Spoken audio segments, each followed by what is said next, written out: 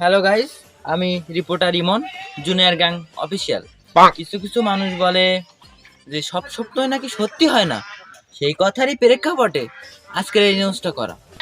তো আপনারা সবই জানেন এবং বোঝেন, দরকার এখন ভিউজ, সেই জন্য ভুলভাল খবর নিয়ে আমরা 420 নিউজ।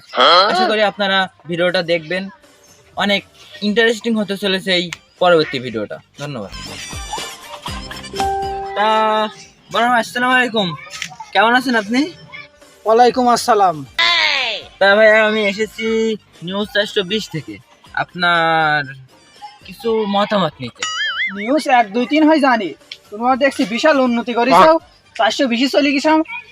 কি বলবো ভাইয়া, ওই 1 2 3 আর আমরা চান্স পাইনি, সেই জন্য লাস্টের দিকে নিউজে নামটা রেখে 420।